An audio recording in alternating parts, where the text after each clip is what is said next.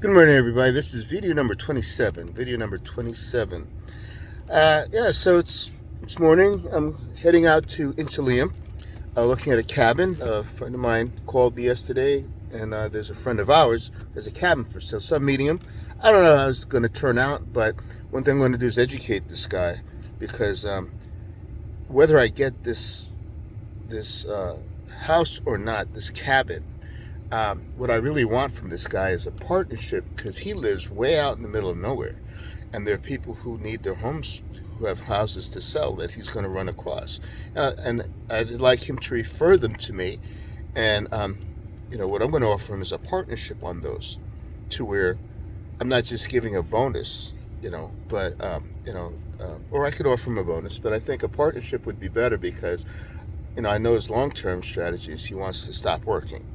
So if we did four houses together a year and we split 10,000, that's still, that's an extra $20,000 to him, and a residual income on four properties. If we had to split $500, so now he has $1,000 a month coming in, and we did that for 10 years, right? That changes his entire financial state. But and the other side of that is, what if I did that with five people?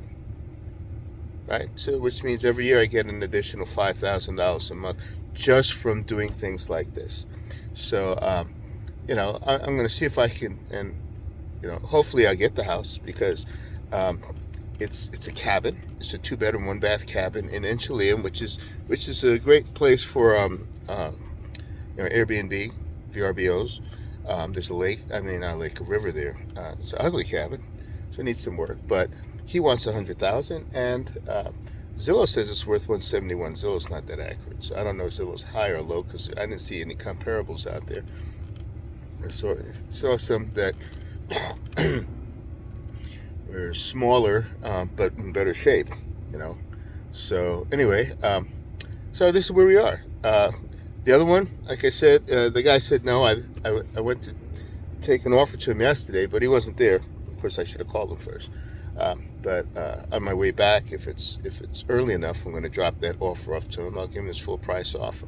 See if he's blowing smoke, because I really get the feeling he doesn't really want to sell, which is why I put it at that price. But there's nothing out there. This is a weird time. There's nothing out there. So if anybody wants to, but its zoning is, it could be a duplex, a triplex, a fourplex. So, and the property's big enough. So. If he takes it, all I want is 15 days to market it. If I can sell that contract, even I'll take 5 on it. I'm going to ask for 10. Actually, I'm going to ask for 12. For the contract, but I'll take $5,000 on that contract, just to keep some money coming in, and to stay afloat. I'll see if he's full of crap or not. So, and this one, if he takes it, I think his best choice would be actually to lease option. Instead of seller finding lease option it, give me 30 days to market it, and if I don't get anybody in there, he keeps the $100. You know what I'm saying? So that's what I'm actually going to offer. Because I'm going to explain exactly what I'm doing. I actually brought my notes from the school, from the Ronald Grant School. I have the book back here that he can go through it and take a good look. And because I think we do 2 deals together, he'll want to go to the school, and I've already paid for it, so we can actually go together. We can partner, and he can do north, I can do south. Everything up north, we can partner together until he gets his feet under him. Then he can do it on his own. But I'd like to see him making this a great career. I want to see people. Yeah, sure, it's competition. Why don't I just keep it all, right?